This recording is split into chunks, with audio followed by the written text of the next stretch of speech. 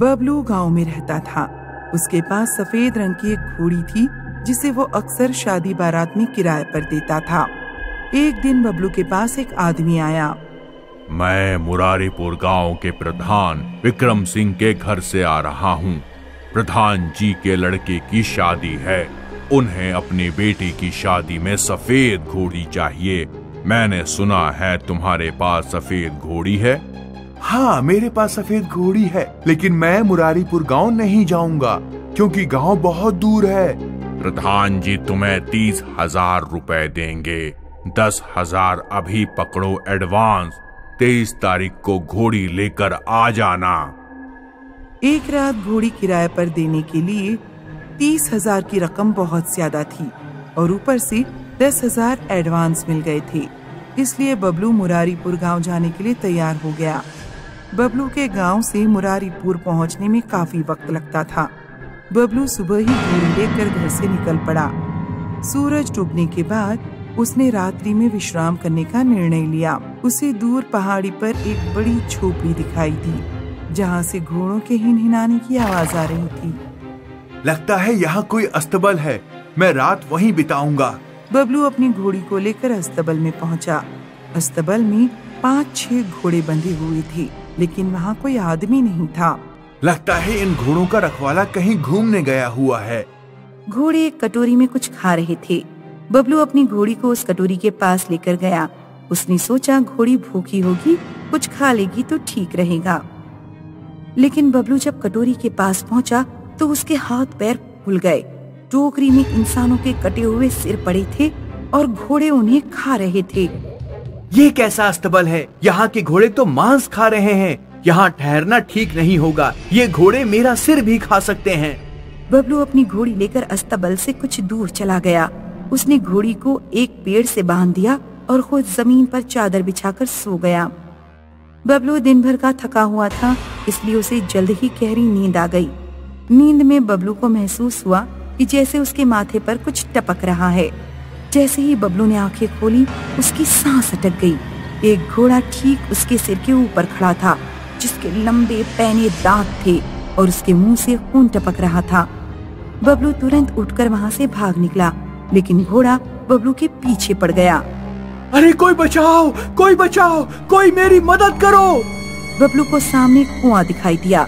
बबलू सीधे उसी कुएं में कूद पड़ा। मैं ये कहाँ फंस गया? काश मैं पहाड़ी पर आया ही नहीं होता।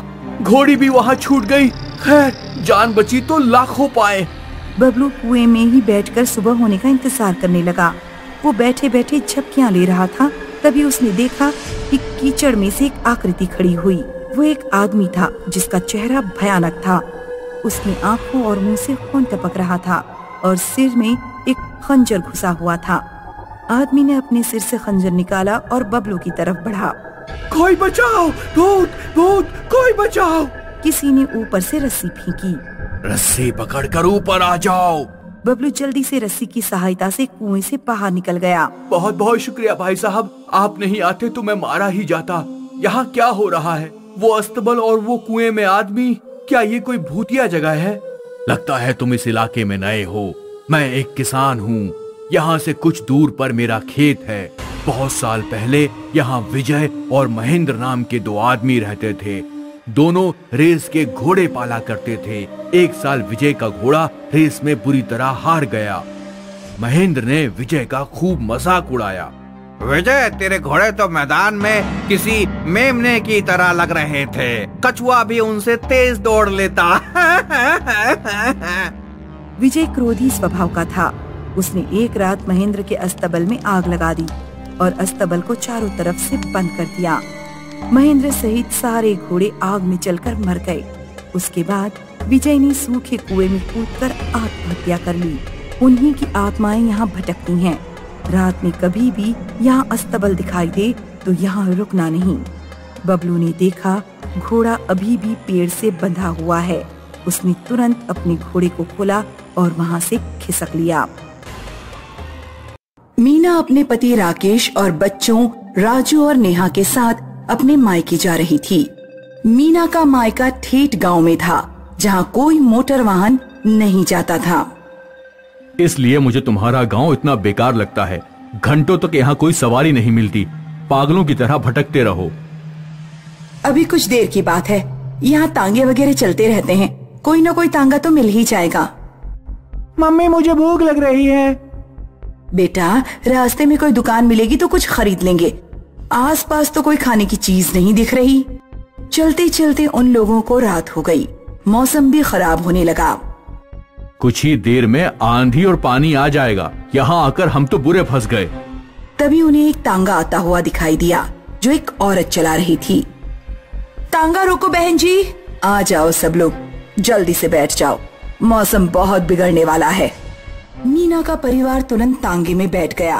कौन से गांव जाना है बहन? हमें शकूरपुर जाना है। अच्छा, तो आप शकूरपुर की रहने वाली हैं। मैं शकूरपुर के आगे जो गांव है राणापुर, वहीं की रहने वाली हूँ। कुछ देर बाद बारिश रुक गई।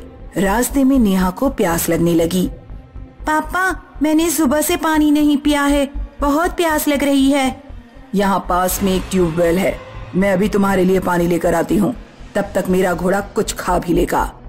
तांगे वाली ने घोड़े की गर्दन पर थैला टांग दिया और पानी लेने चली गई। तांगे वाली का व्यवहार तो बहुत अच्छा लगता है, देखने में भी अच्छी लग रही है। उसकी तरफ ज्यादा मत देखो वरना तुम्हारा मुंह तोड़ दूंगी। तभी राजू और नेहा की नजर घोड़े के थैले पर पड़ी। उन्होंने देखा कि घोड़ा थैले से इंसानी हाथ और टांगे निकालकर खा रहा है। मम्मी देखो घोड़ा क्या खा रहा है। मीना का परिवार घोड़े को इंसानी मांस के टुकड़े खाते देख बुरी तरह डर गया।